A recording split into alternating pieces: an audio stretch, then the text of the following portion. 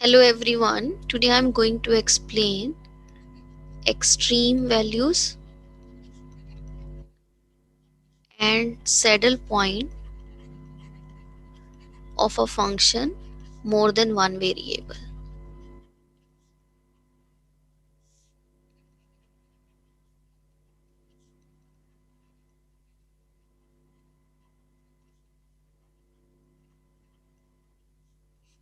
Right? So before to explain these extreme values and saddle point of a function more than one independent variable, first recall in case of a function of single variable. So let's suppose y is a function of x. So y is depending variable and x is independent variable, and we want to find out the local extreme values, means local maxima and local minima of this function over some domain, right? So before to find out these values, first recall the definition of local maxima and local minima. Now what is the meaning of local maxima? We will say the function f,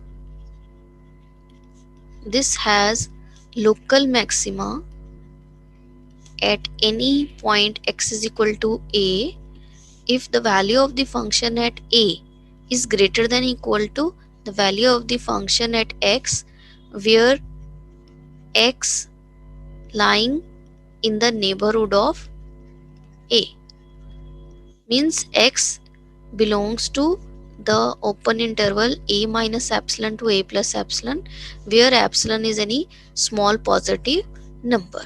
So you are given a function depending on single variable x. This function is said to have a local maxima at any point a if the value of the function at this point is greater than equal to all the values of the function near a, means in the neighborhood of a.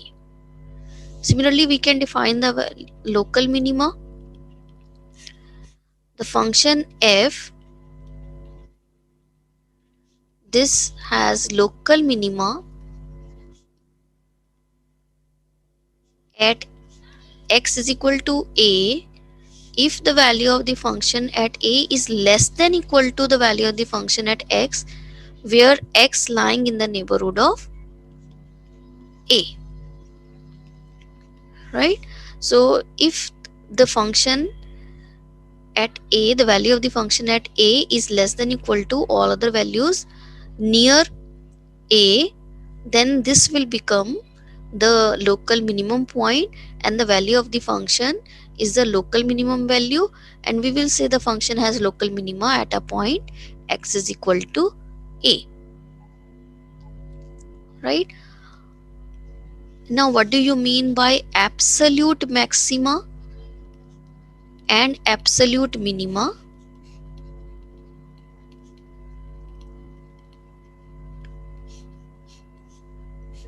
So a function f is said to have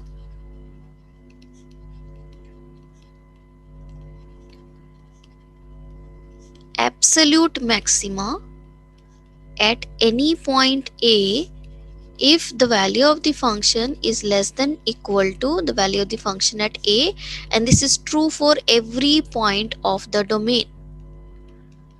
So it means over the domain, if the value of the function at a is the maximum one, then we will say the function is having absolute maxima at x is equal to a. Similarly, a function f is said to have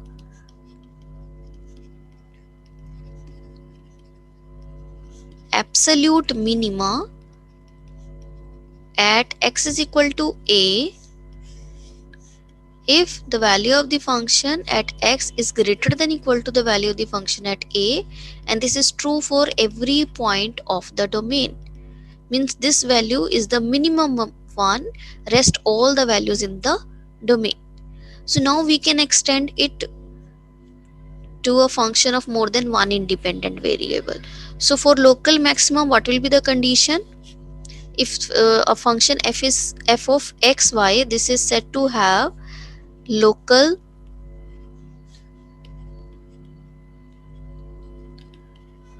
is said to have local maxima at a point AB of the domain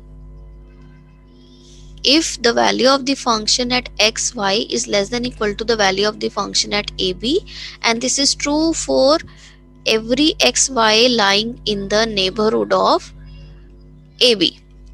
So in case of plane, the neighborhood will be the open disk, right? So every point which is lying in the open disk which is near to AB, if the value of the function at AB is greater than equals to the value of the function at the point near to AB, then we will say the function has local local maxima.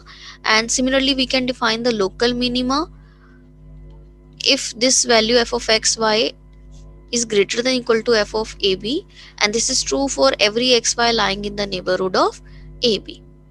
Same way we can extend the definition of absolute maxima and absolute minima for a function having more than one independent variable.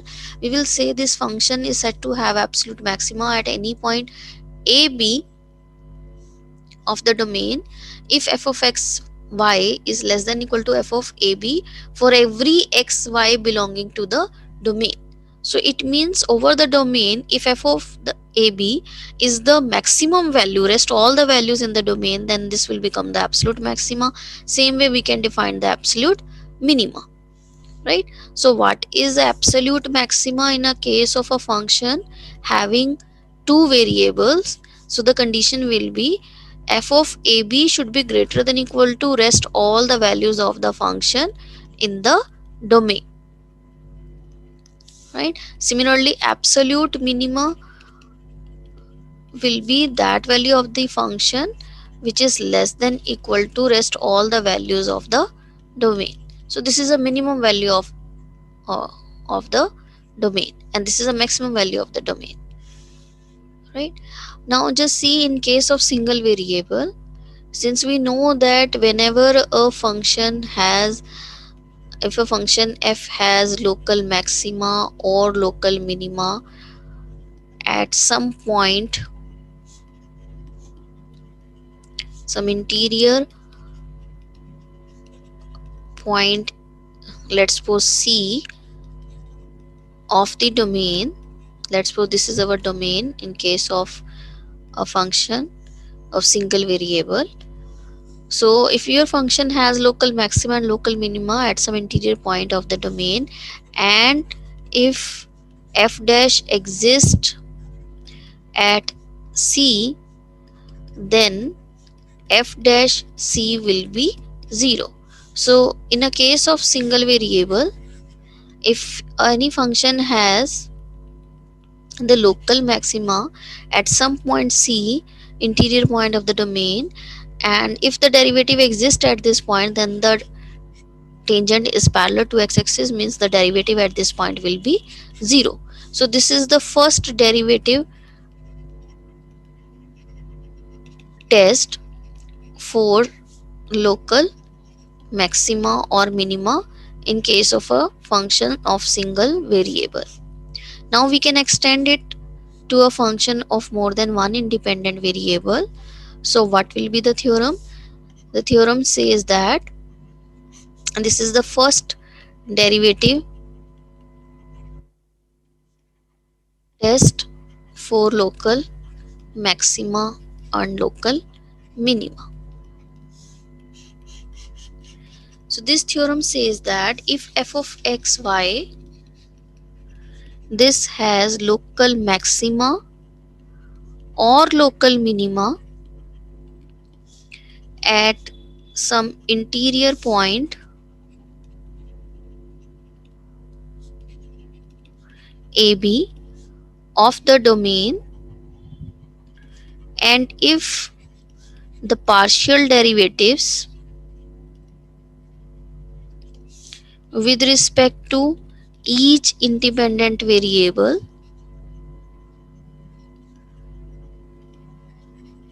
exist at a point AB, then this test says that the partial derivative at AB with respect to each independent variable will be 0.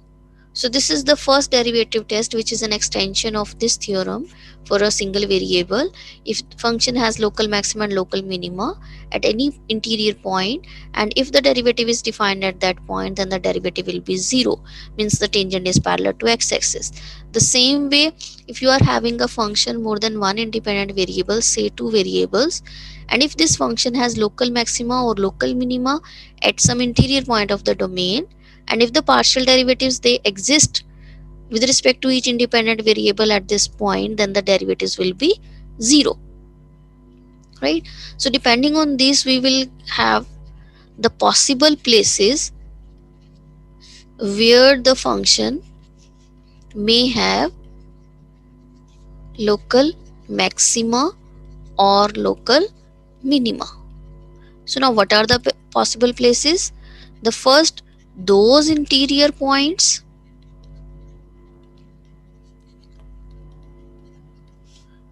where the partial derivative with respect to each independent variable is 0. Secondly, those interior points of the domain where one or both of fx and fy do not exist. And the third is the boundary points.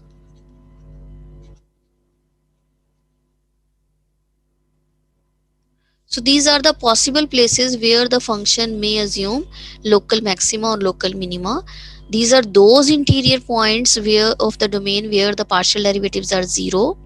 Those interior points where one of or both of them do not exist. And third, the boundary points of the domain. So the interior points where the partial derivative do not exist, and if they exist and equal to 0, these points are said to be the critical points. So critical points, these are those points of the domain where both these partial derivatives are 0 or one or both of them do not exist. Those interior points where the partial derivatives are 0 and are undefined are the said to be the critical points. So it means the possible places where the function may have local maxima, local minima, these are the critical points and the boundary points of the domain. Now just see with the help of an example. For example, we have to find the local extreme value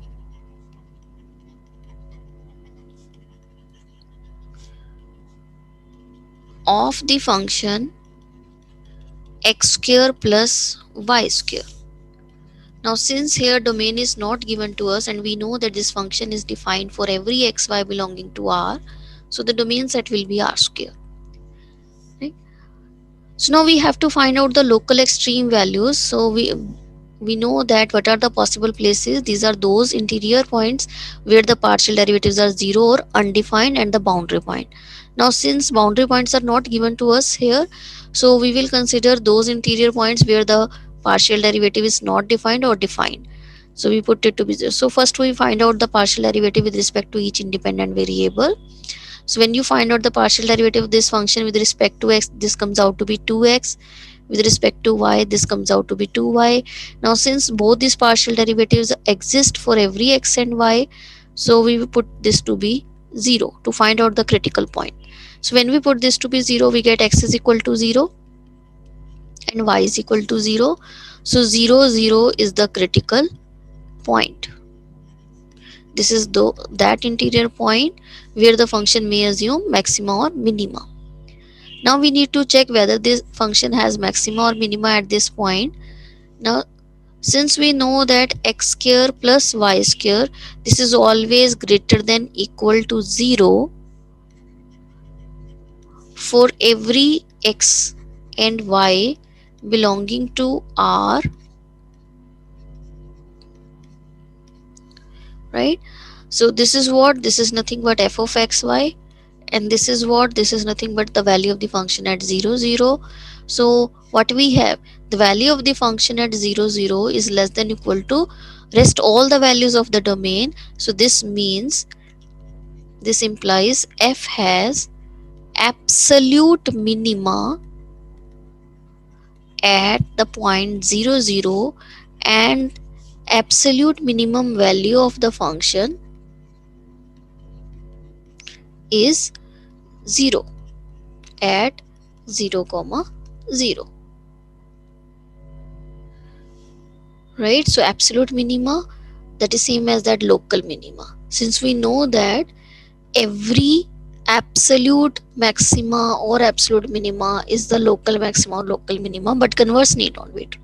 There are some points where the function may assume local maxima or local minimum, but that is not the absolute one, right?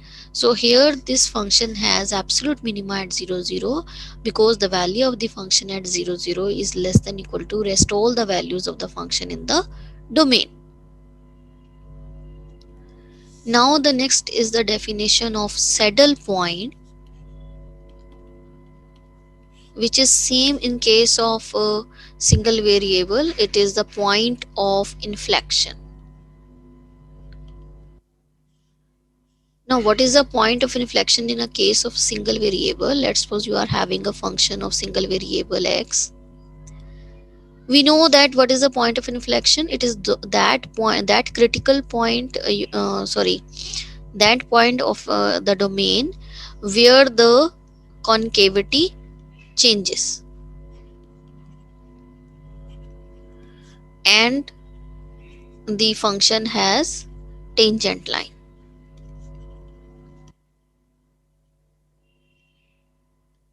right? For example, like this. So here, this point, at this point, the function has a tangent line and the concavity changes. So this point will become the point of inflection of the given curve.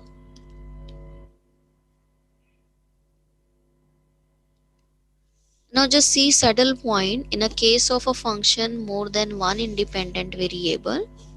So the definition says that a differentiable function f of x y, this has a saddle point at a critical point AB if in every open disk centered at AB there are domain points where f of xy is strictly greater than f at AB, and some domain points where f of xy is less than f of AB, then the corresponding point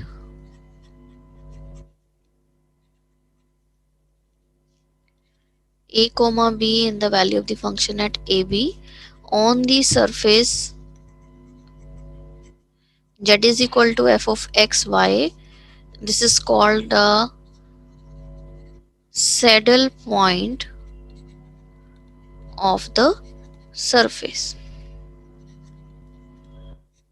So now what do you mean by saddle point? First of all, the requirement is function should be differentiable, right? So any critical point is said to be a saddle point of a differentiable function if we take a neighborhood around the point AB. So that neighborhood will be the open disk centered at AB. If there are some points in that neighborhood where the value of function is strictly greater than f of AB, and there are some domain points where the value of the function is less than f of AB, then that point is said to be the saddle point. Now just see, in the case of a single variable, if the concavity changes and the function is differentiable at some point, at the critical point, then this point is said to be the point of inflection. Now just see, if you consider any neighborhood around this point, so you will see the value of the function at this point. There are some points where the value of the function is more at this point and where the value of the function is less than this point. So here also the same condition hold. So the point and in the neighborhood of that, if there are some domain points where the value of the function is greater and less, both, then this point is said to be the saddle point. Now just see with the help of an example. For example, we have to find the local extreme values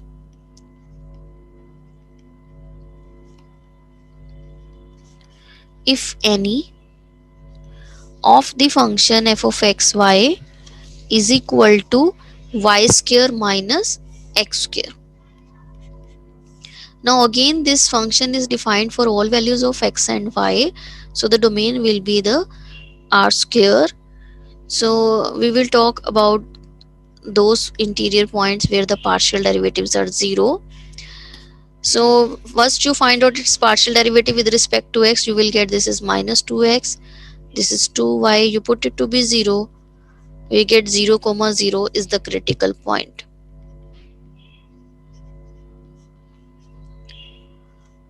Critical point of the critical point, right? So now we need to check whether at 0 0 the function has local maxima or local minima or saddle point, right? Now just see the function. So if you consider any open disk around the point 0 0, so there are some points in the domain where the value of the function is less than f00 and there are some domain points where the value of the function is greater than. Now these, what are these points? If your y square is strictly greater than x square, then f of xy will be strictly greater than f of 0 which is 0. So if this is greater than x square, then this will become positive. It means this is greater than f of 0 which is 0, right? And if your y square is strictly less than x square, then f of xy will be negative, means it is less than f of 0. So in the open disk centered at 0 there are some points in the domain where this value is less than every other value and where this value is greater than rest of the values, right? So this implies that the function f has saddle point at 0 comma 0, right? Because we do not get the condition that f of xy is greater than f of 0 for all xy lying in the open disk centered at 0. However, in this case we are having some domain points where this value is greater or where this value is less. So this will implies that f has a saddle point at 0 0. Now the next is the second derivative test.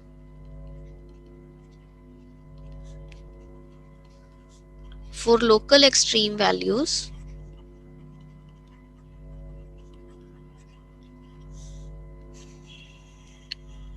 Now just see, in a case of single variable, let's suppose y is a function of x and you put y dash to be 0, you will get some critical points, and at that critical points if you find out the double derivative value, if this value is strictly greater than 0 implies the function has minima,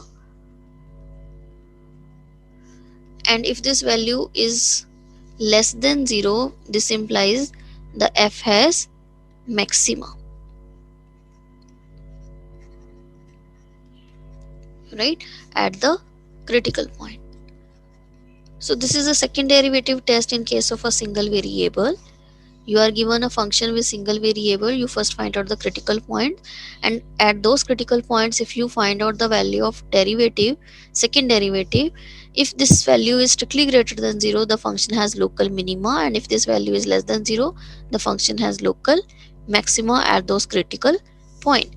So this is second derivative test. Same way we can extend it to find to check the local extreme values for a function of more than one variable. Now for this, suppose that f of x, y and its first and second partial derivatives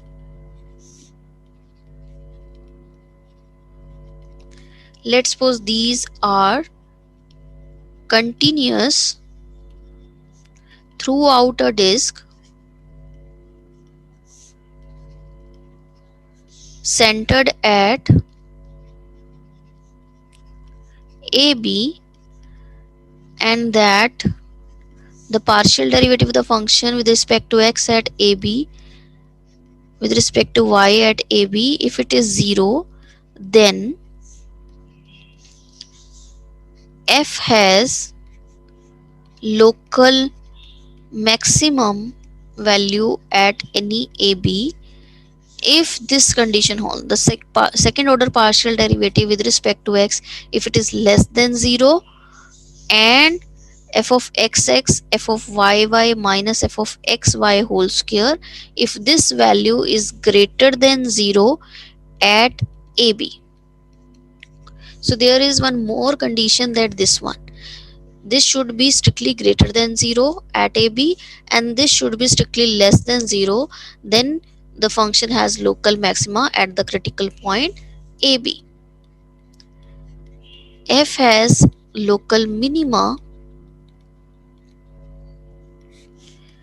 at any critical point AB if f of xx is greater than 0 and f of xx into f of yy minus f of xy whole square is greater than at AB. So this condition is same in both these conditions. This should be strictly greater than 0 at AB, but if partial derivative, second order partial derivative with respect to x is negative, then we have local maxima, and if this is positive, then we will have local minima at AB. Now the third case, the function f has saddle point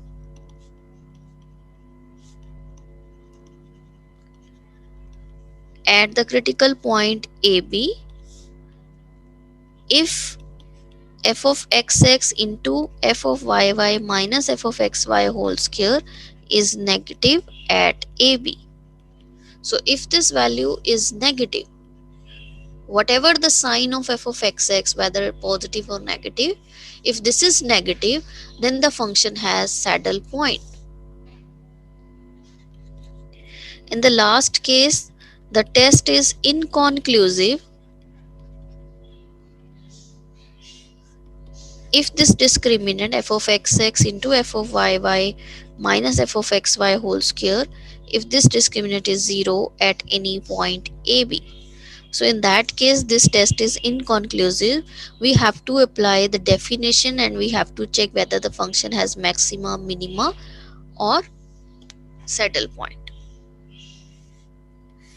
So this is second derivative test for the local extreme values. Once again, see, suppose you are having a function and its first order and second order partial derivative, they all are continuous throughout an open disk centered at AB, and if the partial derivative at AB is 0 with respect to x as well as y, then this function has local maxima at AB if this is strictly greater than 0 and the second order partial derivative with respect to x is strictly less than 0.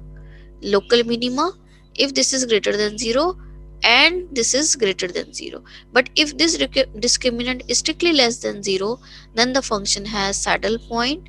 But if it is 0, the test is inconclusive, means the test fail. We have to apply the definition. Now just see with the help of an example. For example, we have to find the local extreme values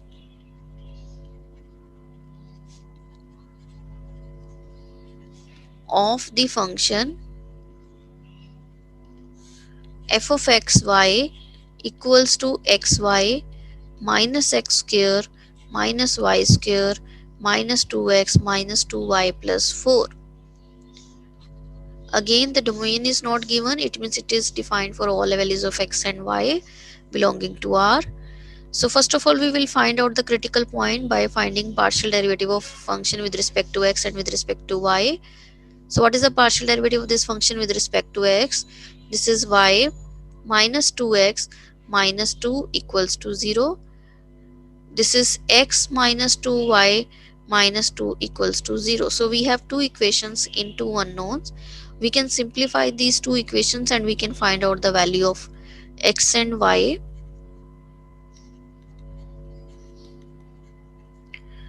So we multiply that with 2. Now simplify this. We get x is equal to minus 2. So when you put x to be minus 2 over here, you will have y plus 4 minus 2 equals to 0, means y is equal to minus 2. So after solving these two equations into unknown, we get minus 2 comma minus 2 is a critical point.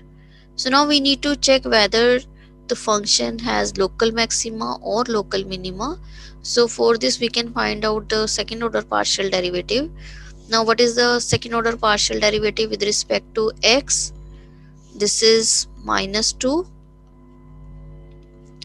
With respect to y, it's also minus 2. And with respect to this derivative with respect to y, you get 1. So when you substitute in the discriminant f of xx into f of yy, which is minus 2 into minus 2 minus 1, that is 4 minus 1, which is 3, greater than 0. Now since this is greater than 0 and this is negative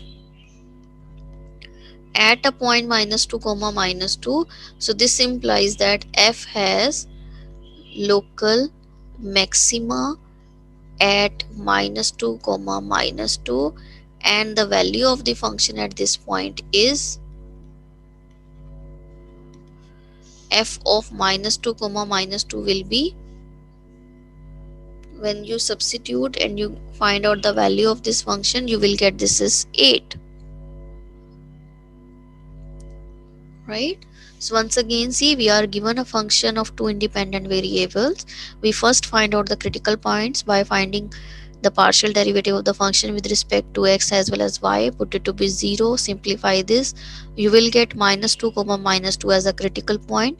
Now find out the second order partial derivative of this function with respect to x, with respect to y, with respect to y again, and substitute in the equation f of xx into f of yy minus f of xy whole square.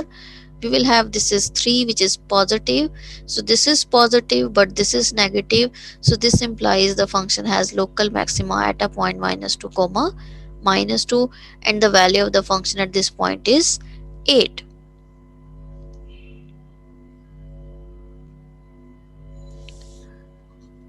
Now just see one more example. Let's suppose you have to find the local extreme values.